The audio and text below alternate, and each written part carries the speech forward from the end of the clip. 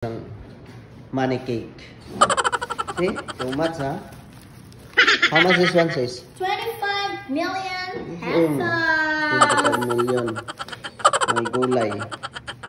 So, ayan po na, what's up sa inyo dyan mga lahi. Nakita nyo naman kung ano yung gagawin nating cake. So, ito yung tinatawag na money cake. So, dalawang money cake yung gagawin natin. Yung isa is 5,000. So, itong isa is 25,000. So, ang gamit pala nating cake dyan mga lahi is chocolate moist. Tapos, ang gamit nating cream is whip it. So, sa mga hindi nakakalam dyan, nag-change na kami ng cream kasi nga mas masarap yung whip it. Kaso lang, medyo may kamahalan pero worth it naman sa price nila talaga. Kasi maganda din yung quality ng whip it talaga. Bukod sa maganda yung quality ng whip it at masarap din talaga yung whip it talaga. Talagang masarap, hindi mo na kailangan mag-add ng powder sugar or granulated sugar. Pero depende pa rin yun sa iyo kung paano mo siya papasarapin lalo. Pwede ka din mag-add ng cheese, ganun, no?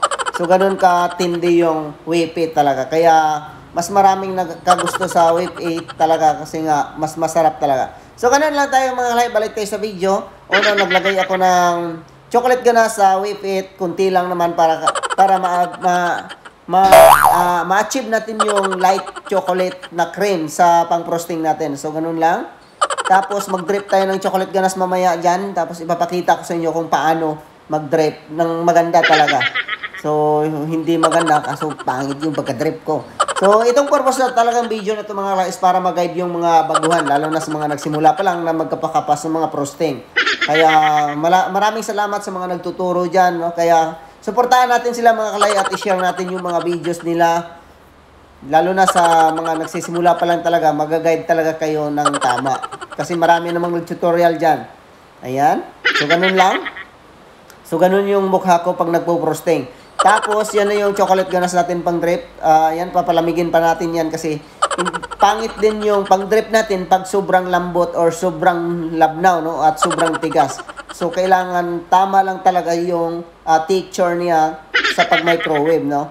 So, yan. So, kita nyo naman ang pagpatak ng chocolate, di ba? Mas maganda. Tapos, ilagay mo yan sa chiller para mas masarap talaga. Para mas maganda. Anong masarap? Tanga lang. So, ayan na yun mga kalahe. May kita nyo naman may anong tawag dyan. Basta yan na yung wire na yun para bunutin mo yung pera. So, ayan na yung pangalawang money cake. So, ang gamit natin dyan is vanilla sponge. Tapos, strawberry filling sa loob. So, ang gamit pala natin dyan na strawberry is yung fruits talaga. Ayan. Tapos, naglagay tayo ng whip it na cream sa pang filling niya. Ayan na yun. Tapos, konting frosting lang sa labas, no? Ayan. Para yung yung crumb coat niya is hindi sasama yung mga puti-puti sa cream. Kasi pag sasama kasi is pangit din naman tingnan. So, ganun lang. Ayan, nakita nyo naman. Mas maganda kasi yung may wire na nakadikit sa pera. Tapos, in-scotch tape lang natin. In-scotch tape. Anong nabubulol ka pa no? So, ganun lang. Di ba? Nakita nyo naman mga kalahi. Maganda talaga yung whip it talaga. So, ayan. So, tamang lang. Side-side. Oh, huwag ka na kasi magpakyot. Kasi, alam mo naman na gwapo ka na. Diba?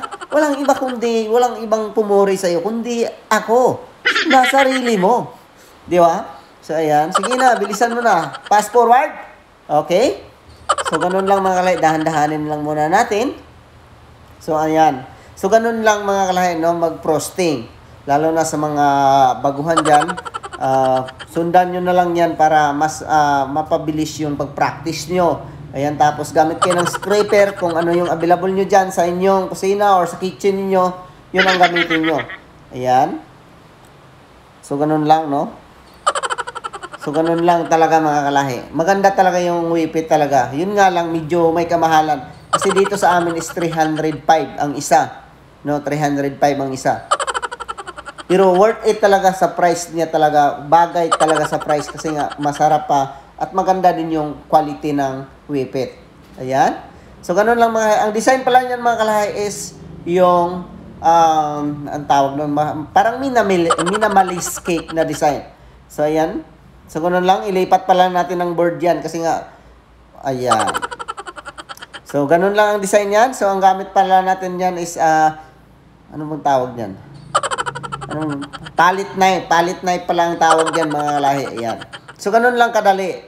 So, tatlong kulay niyan mga kalahi. Yung pink at saka purple, tapos beige. Beige bang tawag? Basta yun na yun. Basta yun na yun. Beige? Beige? Basta yun na. Ang combination ng beige pala mga is pink at saka konting orange. Ayan. So, ganon. So, ganon lang kadali, di ba? Madali lang siya na design pero medyo nahirapan ako dyan. Pero actually, yan na design mga kalahi is lagi natin ginagawa yan sa Dubai, sa Japan, no? Kasi ito na design is trademark na talaga to sa mga parting Dubai, no? Kasi marami talagang order na ganitong design. Ayan, so ganun lang mga kalahi. Ayan. So designan mo lang. Alam ko mabilis lang to matutunan sa mga nagpa-practice, madali lang kasi. Ayan, oh, di ba? So tapos maglagay ka na ng dragis diyan mamaya. Ayan. Ayan, tapos ang gamit pala natin diyan is artificial flower. Tapos magawa ka ng rosette diyan sa taas, ganun lang kadali. Diba? Simple lang na design. Ang tawag nito na design mga kalahi is hindi ko rin alam. Tapos ayan, nakita niyo yung wire, yan yung pera. Para pagbunot yan mamaya, ipapakita natin kasi nga ang nagbe-birthday nito is parents lang ni April, no? Ayan. Ayan, parents lang nila Chef Jambi ang nag-birthday nito. So ayan. So ganun lang, di ba? Simple lang, maganda. Maganda naman, di ba? Maganda kasi akong gumawa eh. Ayan, so ganun lang, batu-batuhin mo lang siya ng dragis. Diba? Ganun lang ang design yan mga, simple lang, di ba? Kasi huwag mong pahirapan yung sarili mo. Ayan.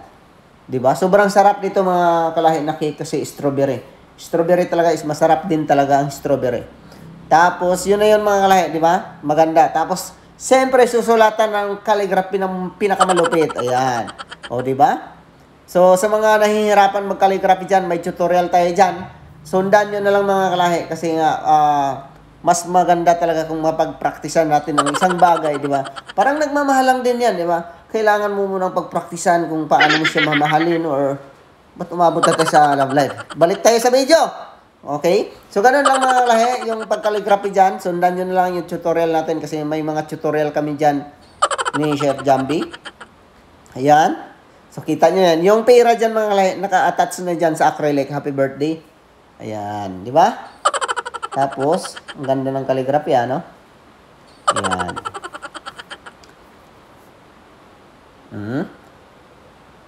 So, ganun lang siya mga kalahi, di ba? Mag-calligraphy. Maganda, maganda yung calligraphy kung natutunan mo talaga. So, inang, ayan. O, di ba? Kita nyo naman. O, di ba? Ang lupit. So, ang nagsulat po niyan is ako. Ako pala yung nag-video, sorry. Ayan. Yun.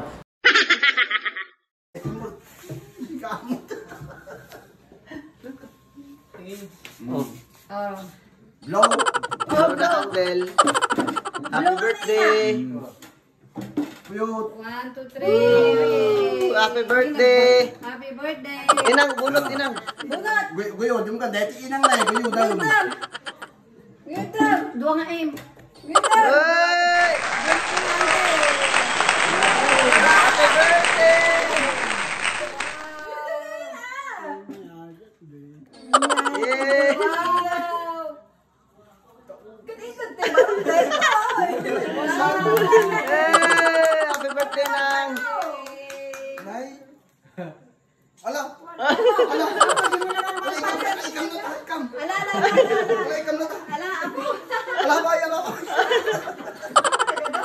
Alay ka pa.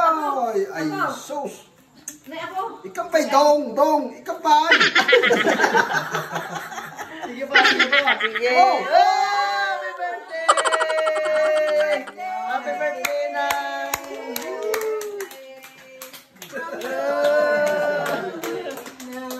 Happy birthday! Happy birthday! Ay, Wala, binigyan na naman ako ng trabaho. binigyan naman ng trabaho.